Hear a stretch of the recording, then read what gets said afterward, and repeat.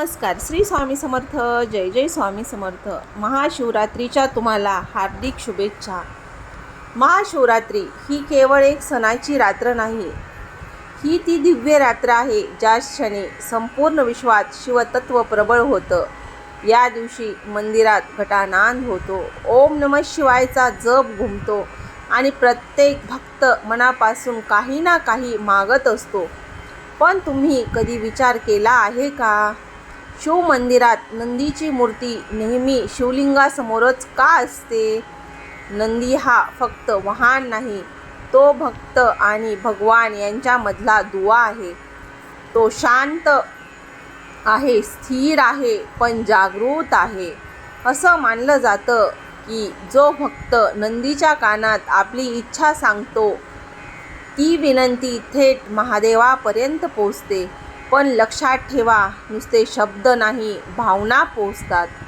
आज मी तुम्हाला 3 शब्द सांगणार आहे. हे शब्द साधे आहेत पण शक्तिशाली आहेत.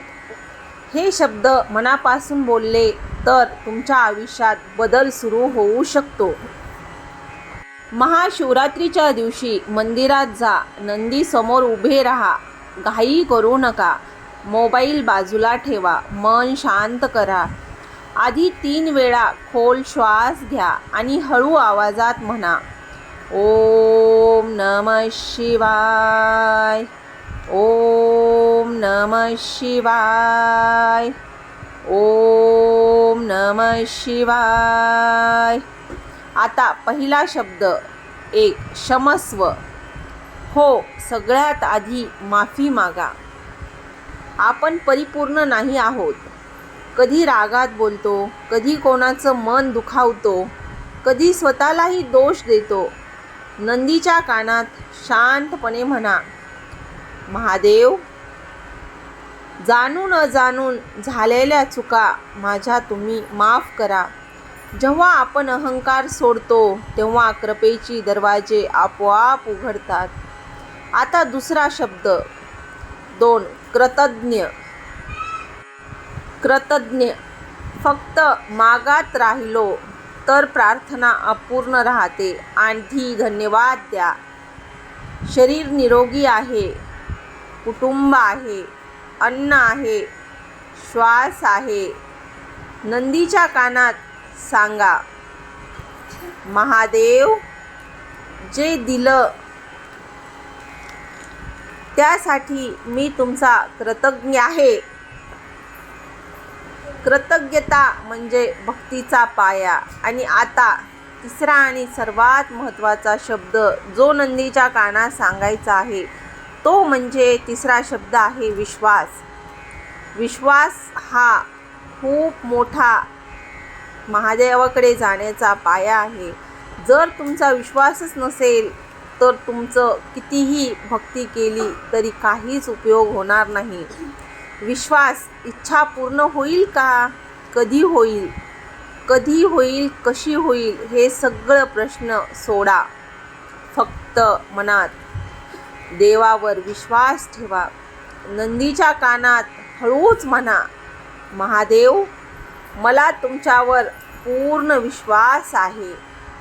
जे माझ्यासाठी योग्य आहे तेच मला द्या. जेव्हा क्षमा, कृतज्ञता आणि विश्वास हे 3 शब्द एकत्र येतात तेव्हा प्रार्थना शक्ती बनते. महाशिवरात्रीची रात्र ही जागरणाची रात्र आहे. त्या रात्री एक दीप लावा. जेव्हा क्षमा, कृतज्ञता आणि विश्वास हे 3 शब्द एकत्र येतात तेव्हा प्रार्थना शक्ती बनते. महाशिवरात्रीची रात्र ही जागरणाची रात्र आहे. त्या रात्री एक दीप लावा. किमान 11 वेळा ओम नमः शिवाय असा जप करा आणि मनात सकारात्मक भावना ठेवा. महादेवाला मोठे शब्द नको असतात, त्यांना हवं असतं निर्मळ मन. इच्छा लगेच पूर्ण झाली नाही तर निराश होऊ नका, कारण कधी कधी देव आपल्याला जे हवं आहे ते देत नाही.